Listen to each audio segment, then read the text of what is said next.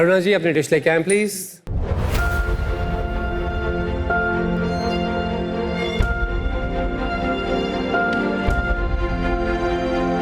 अरुणा जी क्या बनाया आपने? जो भी बनाया सब पहली बार बनाया मैंने, पहले कभी जापानीज खाना टेस्ट नहीं किया है। ये वो हो गया जैसे ही कोर्ट में घुसे, मैं जो भी कहूंगा सच के सिवाय कुछ नहीं कहूंगा। आते ही पहले बोल रही जो भी बनाया पहली बार बनाया, इससे पहले बताइए क्या बनाया?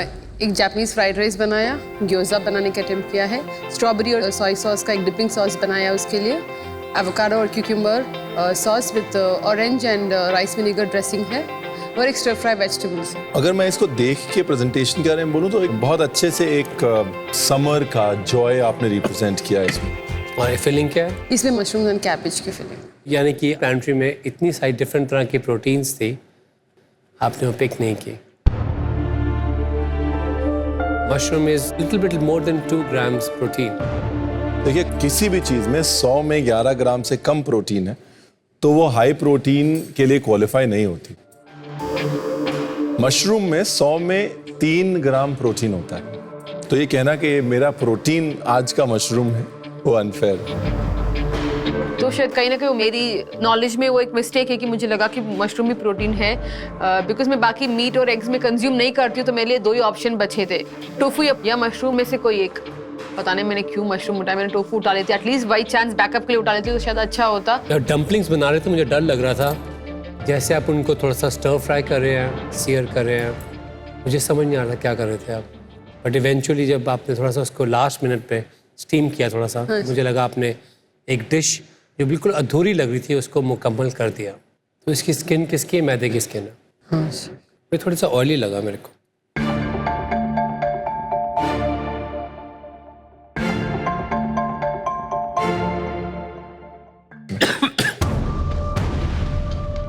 अभी शेफ विकास जिस तरह से खासे हैं, मैं क्यूरियस हूँ क्या चिली डाली आपने इसमें? Fresh red chillies. आपके पास जापानीज चिली पाउडर था, जापानीज चिली फ्लेक्स थे, टोगाराशी का था ना डब्बा, वो एक बहुत अच्छा प्री सीजन जापानीज मिक्स होता है जिसमें चिली फ्लेक्स होते हैं, सेसमी होता है, हर्ब्स होते हैं, एक ऑलरेडी प्री सीजनड मिक्स होता है। तो उसके बाद भी अगर आप फ्रेश रेड चिली यूज करेंगे तो लगेगा कि जो सामान था उसका यूज नहीं किया ठीक से। आपने पहले ग्योजा कभी बनाया? Sign of a good gyoza is ये थोड़ा ट्रांसलूसेंट जो लुक आता है बहुत ज़रूरी होता है। नीचे जो आपने कैरेमलाइजेशन किया है is very close to the original, and the stuffing is also बहुत अच्छी तरह से सीजनड है, एंड द फोल्ड्स जो आपने ऊपर बनाए हैं, it's a very good attempt. I think you have understood it very well and broken it down very well. At least 1 out of the 5 elements works very well for me. Good job on the gyoza. आपका ये paper का stir fry interesting है क्योंकि आपने over cook कुछ नहीं किया है, सब्जियों के टेक्सचर्स को रिस्पेक्ट किया है। उसके बियॉन्ड क्या इसमें थोड़ा सा दाशी या थोड़ा सोया सॉस कुछ और हो सकता था? हो सकता था। फ्राइड राइस की बात करें तो आपकी ये जो राइस है बहुत टेस्टी, लेकिन क्या जापानीज स्पेस में उतने अच्छे से बैठती है? मेरे लिए नहीं बैठती। मैंने अपना 100% देने की कोशिश की, पर शायद वो बस नहीं था आज वो 100% मेरा। I think I know it's average day, पर आई एम हैप्पी कि आज मुझे इतना कुछ सीखने को मिला, इतना कुछ I am going to take back home. जब नाम नहीं बुलाया गया तब ऑब्वियसली एक डिसअपॉइंटमेंट तो है कि फिर से मुझे वो ब्लैक एप्रन दूसरे दिन भी पहनना पड़ेगा चीज़ों को प्रूफ करने के लिए। अच्छा, आप लोगों का चैलेंज था एक जापानीज बेंटो बॉक्स को अपनी इमेजिनेशन के साथ, अपने टैलेंट के साथ एक नया रूप देना। हमने आपको 3 पैरामीटर्स दिए थे, न्यूट्रिशन, प्रिसिशन एंड परफेक्शन। ये तीनों पैरामीटर्स में आप सब लोगों ने बहुत अच्छा काम किया। तो होम कुक्स, चलिए बात करते हैं उस होम कुक की जो आज सेफ होके ऊपर गुरकिरत को ज्वाइन करेंगे।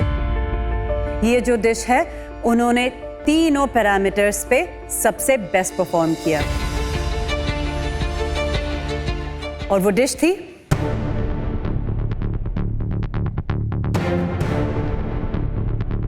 दीपा जी आपकी। दीपा जी, आपके जो राइस बॉल्स थे, जो प्रॉन की स्टफिंग थी उसके अंदर, परफेक्टली एकदम परफेक्ट राउंड थे और बिल्कुल चिपकाए नहीं थे। आपने बहुत ज़्यादा जोर लगा के डो नहीं बनाया था उसका, फिर भी खिले खिले थे। जैसे ही चॉपस्टिक लगाया सब बिखर गए। बहुत ज़्यादा बारीकियों पे आपने आज अपनी डिश पे ध्यान दिया और वो दिखने में और खाने में दोनों में बहुत कंफर्ट था आपकी डिश में। कांग्रेचुलेशंस। Thank you sir. मैं मतलब फुली नहीं समा रही हूँ। जिस एशियन फ्लेवर के लिए मैं जानी जाती हूँ उसने आज मुझे गैलरी में पहुंचाया है। देखिए, हम तीनों जजेस ने एक दूसरे के साथ बहुत झगड़ा करके और एक दूसरे को बहुत मना के ये डिसाइड किया है कि आज एक नहीं बल्कि 2 डिशेस ऑफ द डे थी।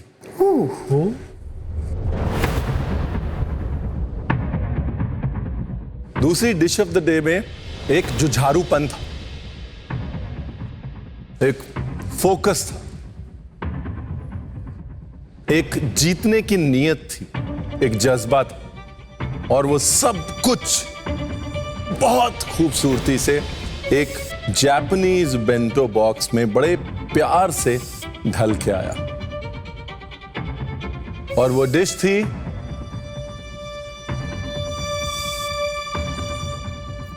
सुवर्णा जी आपकी। आपकी डिश थी आज की डिश ऑफ द डे।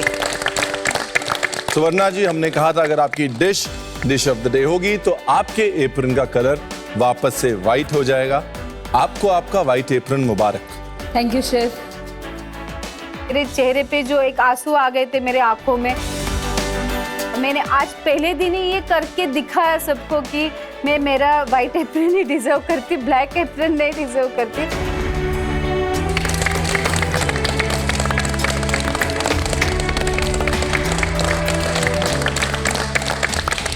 शायद जो चीज मुझे आज प्रूफ करनी थी वो मैं प्रूफ नहीं कर पाया। यहाँ पे जिसने अपना बेस्ट दिया है वो आगे बढ़ रहा है, उस बात की खुशी है मुझे। अविनाश, सुवर्णा जी के लिए तालियां भी बज गई, एप्रन का रंग भी चेंज हो गया। आपकी एप्रन का रंग कब चेंज होगा? बहुत जल्द शेफ। जोर से पैडल मारने का वक्त आ गया है। जी शेफ।